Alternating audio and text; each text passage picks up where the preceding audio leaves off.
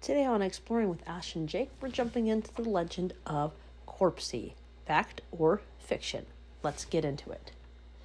We all have a friend's, sister's, boyfriend's, cousin who has experienced some kind of urban legend, right? Someone you know knows someone who really did see the Hook Man or did see Bloody Mary in the mirror. But some urban legends seem deeper and darker than others, and one of these legends is that of CROPSEY. Beginning in the 1970s, CROPSEY has terrified generations of New Yorkers. CROPSEY started as so many classics did, at a summer camp.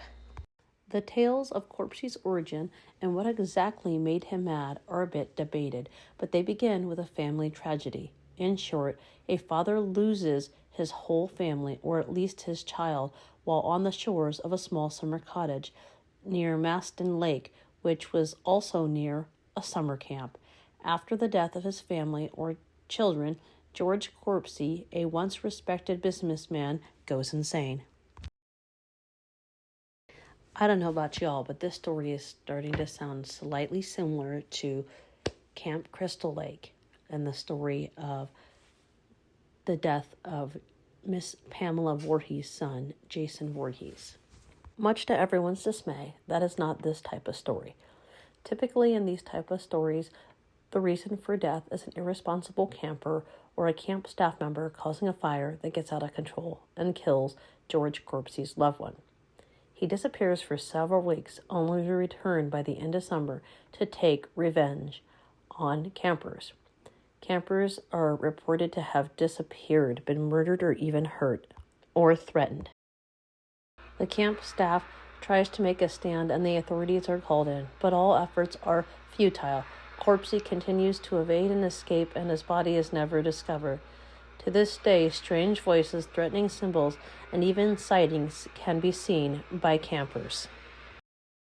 But here's where the story gets interesting. The story roiled for years, shared by campers and scouts alike.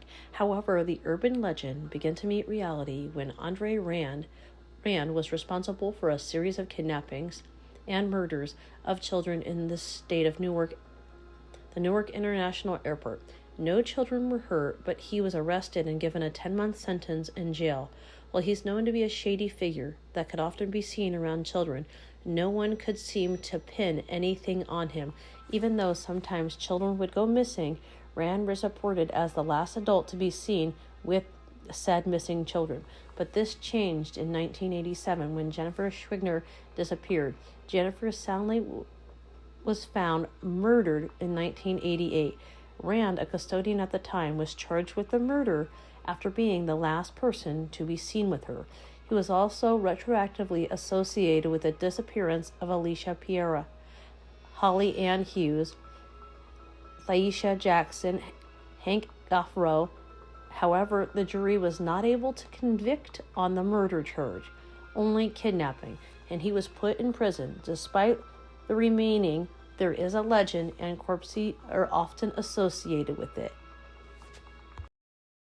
Over the years, many adaptations have been added to this urban legend that turned out to be true, such as CROPSEY was a member of the Willowbrook Mental Institution on Staten Island who escaped after it had been closed down and lived in the woods. He was said to carry an axe waiting to snatch children who wandered by.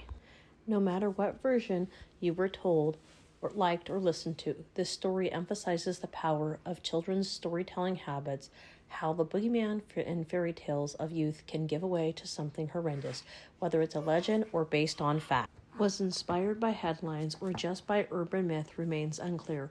The story of CROPSEY has been retold countless times and has become a part of New York's cultural identity.